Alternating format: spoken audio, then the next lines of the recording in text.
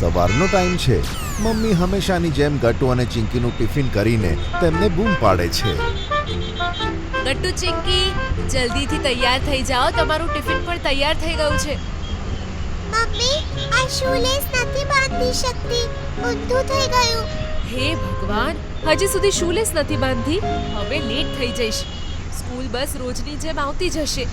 Mummy, મારી પણ tie નથી મળી રહી. બસ એટલે જ કહું છું, બધો સામાન રાત્રે ચેક કરીને રાખો.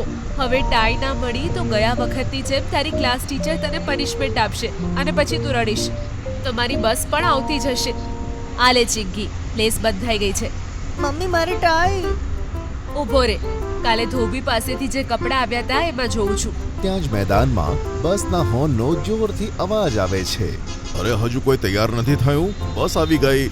ચિંકી અહીંયા આવ, ગળામાં વોટર બેગ તો લે, નહીં તો કાલની જેમ ભૂલી જઈશ. બસનો ડ્રાઈવર જોરથી હોર્ન વગાડે છે.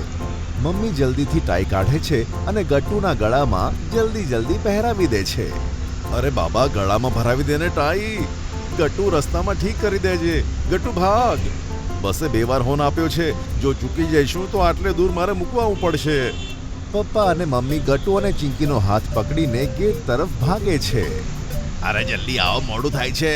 હજુ પણ 30 છોકરાઓને લેવાના છે અલગ લોકેશન પરથી. તમારે બસ આવ્યા પહેલા અહીંયા આવી જવાનું. સોરી, હવે અમે જલ્દી આવી જઈશું. આજ માટે thank you. Mummy Gattu Chinki તરફ જોઈને કહે છે, જોયું તમે લોકોએ? એટલે જ રોજ કહું છું કે ટાઈમ પર સૂઈ જાઓ અને ઉઠો, પણ તમે લોકો મારું સાંભળતા જ નથી. અરે ભાઈ, હવે સાંજે અમને વઢી લેજે, અત્યારે અમને બસમાં બેસવા દે. બંને બાળકો ભાગતા બસના ગેટ સુધી પહોંચે છે.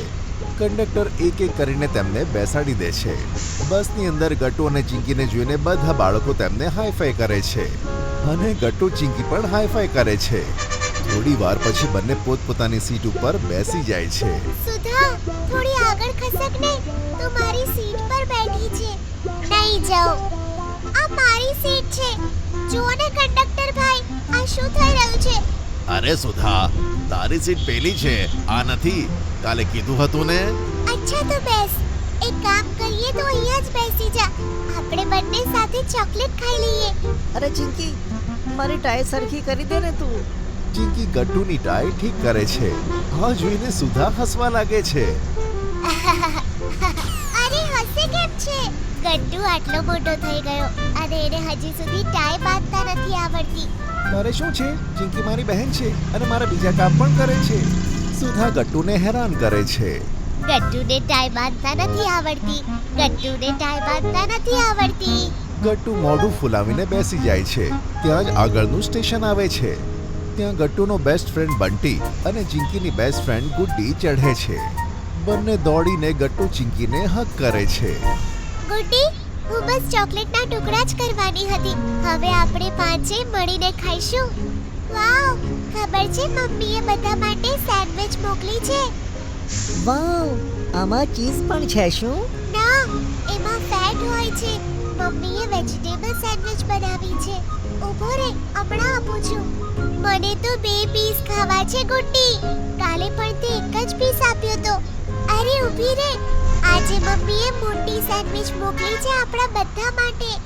ચિંકી ખુશીથી ઉછળવા લાગે છે. વાવ, તું મારી બેસ્ટ ફ્રેન્ડ છે ગુડ્ડી. થેન્ક યુ આંટી. પછી ગુડ્ડી બધાને સેન્ડવિચ વહેંચે છે અને ચિંકી ચોકલેટ. બધા હળીમળીને ખાતા હોય છે. બંટી, આપણે બધા વર્ડ પઝલ રમીએ. તમે શું કહો છો ગુડ્ડી અને ચિંકી? સ્કૂલની બિલ્ડિંગ આવવામાં હજુ અડધો કલાક બાકી છે. અરે અંતાક્ષરી રમીએ ને. ના, મમ્મી કહે છે કે વર્ડ પઝલ રમવાથી મેમરી પણ શાર્પ થાય છે. ગટ્ટુ, વર્ડ પઝલ જ રમીએ, પણ આજે અલગ રીતે. એ કેવી રીતે? એક માણસ ચૂપચાપ હિન્ટ આપશે અને બાકીના લોકો વન વર્ડ બતાવશે.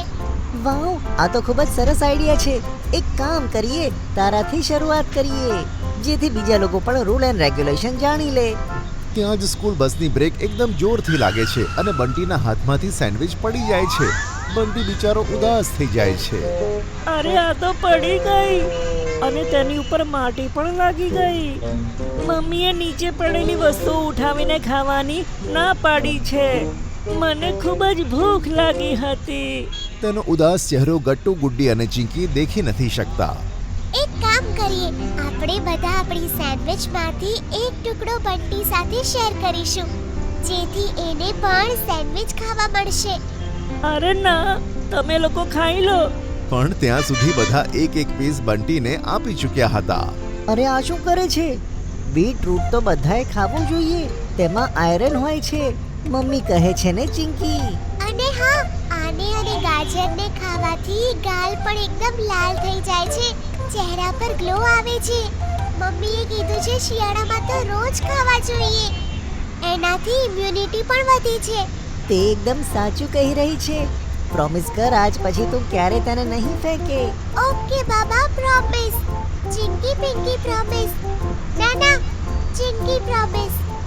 આ સાંભળીને બધા જોર જોરથી હસવા લાગે છે.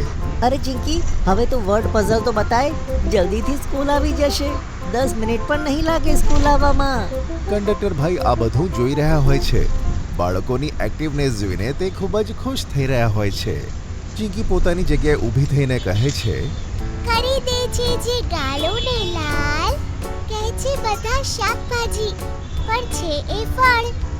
બોલો બોલો, હું કોણ છું? અરે બીટરૂટ. ખોટું. અરે કેટલો અઘરો સવાલ છે આ. ત્યાં જ ગુડ્ડી એકદમથી કહે છે, ટમેટું, કારણ કે એ ફળ છે. એકદમ સાચું. કેટલી ઇન્ટેલિજન્ટ છે તું ગુડ્ડી, એટલે જ તો તું મારી બેસ્ટ ફ્રેન્ડ છે. બધા ખુશ થાય છે. ત્યાં જ સ્કૂલ આવે છે. બસ કંડક્ટર બધાને કહે છે, બાળકો ભાગતા નહીં, હું બધાને એક એક કરીને ઉતારી દઈશ. બધા પોતપોતાની જગ્યાએ ઊભા થઈ જાવજો. બધા બાળકો ઊભા થઈ જાય છે અને કંડક્ટર અંકલ એક એક કરીને બધાને હાથેથી નીચે ઉતારે છે. આવજો બાળકો, મન લગાવીને ભણજો સ્કૂલમાં અને છૂટીને અહીંયા જ મળજો બધા. બાય બાય ભાઈ.